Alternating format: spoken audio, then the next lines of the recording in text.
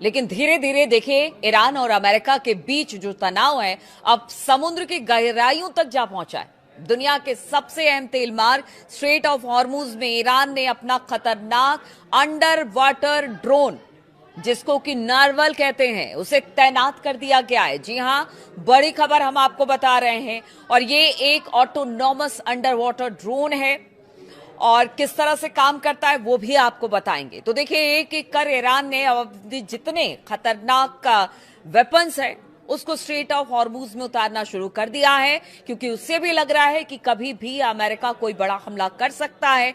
मैंने मक्खी फ्लीट की बात की थी, डॉल्फिन पनडुब्बियों की बात की थी, और अब ये ड्रोन भी सामने आ रहा है।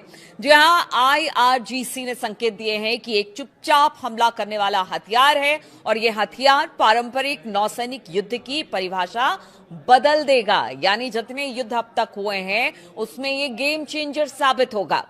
8-9 मई आपको याद होगा 2026, इस बीच एक हमला हुआ था अमेरिकी जहाज पर, एक टकराव हुआ था ईरान और अमेरिका पर, और इसी ड्रोन नरवाल से एक हमला किया गया था। अमेरिकी विध्वंसक निशाना बनाया गया था, यानी कि डिस्ट्रॉयर को निशाना बनाया गया था, और ये ड्रोन अमेरिकी जहाज के सोलार सिस्टम को चकमा देकर उसके प्रोपेलर के बेहद करीब पहुंच जाता है और फिर उसमें फंसकर तकनीकी खराबी पैदा कर देता है। और ऐसा ही कुछ 8-9-2026 को भी हुआ था।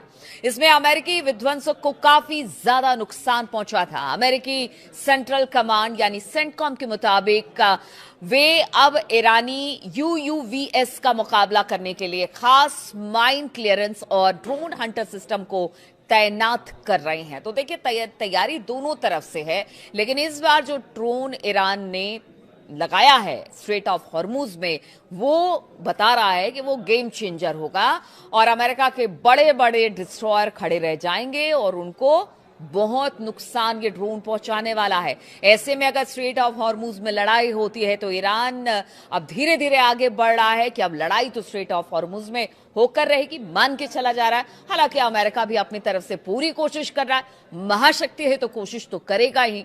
देखिए, कुछ इस ड्रोन की खासियत आपको बताते हैं। ये चुपचाप ऑपरेशन करता है, यानी कि ये जो ड्रोन है वो लिथियम आयन बैटरी से चलता है, जिसमें इंजन का शोर ना के बराबर होता है, और इसकी वजह से अमेरिकी नेवी के जो बड़े बड़े सोनार है उसे पकड़ पाने में विफल रहते हैं, यानी अक्षम रहते हैं, वो नहीं पकड़ पाते इस ड्रोन की, इतनी कम इसकी आवाज होती है। AI पावर्ड है। इन ड्रोन में सिलेक्टिव टारगेटिंग क्षमता है, यानी कि सिविलियन टैंकर को छोड़कर मिलिट्री वेसल और डिस्ट्रॉयर्स को टारगेट करता है ये। मतलब आप सोचिए कि इसका टारगेट भी इतना जबरदस्त, इतना सटीक है कि सीधे जहां पर इसे प्लांट किया जाता है ठीक वहीं पे जाके ये नुकसान पहुंचाता है। रूस और चीन दोनों की तकनीक का ये कॉम्बो बताया जा रहा है, और इसका स्टेल्थ तकनीक और नेविगेशन सिस्टम, रूसी और चीनी इंजीनियरिंग की झलक देखने को मिलती है। देखिए, इसकी झलक तो अगर रूसी नेविगेशन की बात की जाए तो जितने बड़े हमले हुए अमेरिका के अलग अलग सैन्य ठिकानों पर, वहां पर इसी नेविगेशन ने काम किया। अब समझिए कि कितना सटीक है इसका नेविगेशन, कि जहां पर टारगेट इस ड्रोन को लेकर फिक्स किया जाएगा वो टारगेट खत्म हो जाएगा, उससे भारी नुकसान दुश्मनों को होगा। गहराई और रेंज की बात की जाए तो 300 मीटर की गहराई तक एक गोता लगा सकता है और घंटों तक समुद्र के नीचे घात लगाकर बैठ भी सकता है, यानी किसी को पता भी नहीं चलेगा ये कब अंदर गया, कब इसने दुश्मन के ठिकानों को या फिर दुश्मन के जहाजों को निशाना बनाया, किसी को पता नहीं चलेगा। स्वार्म अटैक, ईरान की योजना एक खास के साथ साथ 50 से अधिक ऐसे ड्रोन तैनात करने की है। यदि ये ड्रोन एक साथ हमला करते हैं तो किसी भी बड़े युद्धपोत या फिर तेल टैंकर का बचना लगभग नामुमकिन है। एक की बात कर रहे थे, लेकिन बताया जा रहा है कि ईरान ने ऐसे 50 से ज्यादा ड्रोन समुद्र में उतारने का फैसला ले लिया है, और अगर ये एक साथ अटैक करते हैं तो अमेरिका के बड़े बड़े डिस्ट्रॉयर धाराशायी हो जाएंगे, खत्म हो जाएंगे, और अमेरिका को पता भी नहीं चलेगा। अगर बड़ी संख्या में ऐसे ड्रोन एक साथ हमला करे तो फिर बड़े युद्धपोत और तेल टैंकर के लिए खतरा कई गुना बढ़ सकता है। पेंटागन भी इससे डरा हुआ है। जी हां, पेंटागन ने इसे अस्थिर करने वाली कार्रवाई करार दिया है।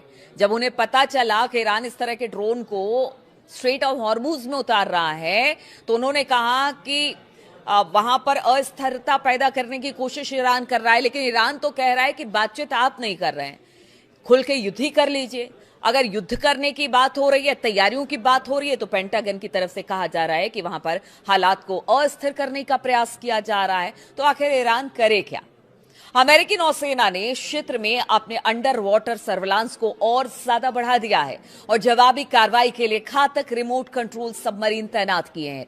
वहीं ईरान का यह कदम यह साफ करता है कि अब सीधी सीधी लड़ाई के बजाय एक कह लीजिए कि एसिमेट्रिक वॉरफेयर पर भरोसा कर रहा है, जहां सस्ते ड्रोन करोड़ों डॉलर के युद्धपोतों को बेकार कर देगी। एसिमेट्रिक लड़ाई क्या होती है आपको बताते हैं। देखिए, जब एक दुश्मन बड़ा ताकतवर हो और दूसरा थोड़ा कमजोर हो, तो फिर किस तरह से लड़ाई लड़ी जाती है, उसी को एसिमेट्रिक वॉर कहते हैं। और यहां पर ईरान और अमेरिका के साथ भी यही हो रहा है। कहां तो बड़े बड़े डिस्ट्रॉयर और कहां इनके छोटे से ड्रोन या फिर मॉस्किटो फ्लीट, और वो आप देखिए किस तरह से हमला कर रहे हैं और जबरदस्त नुकसान पहुंचा रहे हैं अमेरिका को। तो आने वाले दिन हॉर्मुज की सुरक्षा के लिहाज से काफी संवेदनशील होने वाले हैं और ऐसे में अगर एक एक करके हॉर्मुज को सेंटर बनाकर अमेरिका भी अगर यहां पर कुछ भी ऐसा करता है, तो फिर ईरान भी उसके लिए तैयार है। धीरे धीरे करके वो अपने बेड़े में एक के बाद एक, हॉर्मुज में अगर लड़ाई होती है तो उसके लिए उसने पूरी तैयारी कर ली है। हालांकि बताया यह भी जा रहा है, खबर यह भी मतलब निकलकर सामने आई है कि 40 देश जिस तरह से हॉर्मुज से तेल टैंकर नहीं निकल पा रहे हैं, वैसे में बहुत सारे देश ऐसे हैं जिनको इसका खामियाजा भुगतना पड़ रहा है। महंगाई अपने पूरे चरम पर है, हर एक देश ने अलर्ट जारी कर दिया है महंगाई को लेकर। अब ऐसे में 40 देश बताया जा रहा है कि हॉर्मुज की तरफ आगे बढ़ रहे हैं। ऑस्ट्रेलिया ने तो अपना एक डिस्ट्रॉयर देने की बात की है ईरान से लड़ने के लिए, ताकि हॉर्मुज को खुलवाया जा सके। तो आप समझिए, एक तरफ ईरान है, अगर वाकई में 40 देश एक साथ ईरान के सामने खड़े होते हैं, तो फिर ईरान किस तरह से लड़ाई लड़ेगा, ये तो मुश्किल है। 40 देश से एक देश का लड़ना तो मुश्किल है, लेकिन ईरान ने पहले ही कह दिया है कि हॉर्मुज से देखिए निकलना बड़ा मुश्किल है।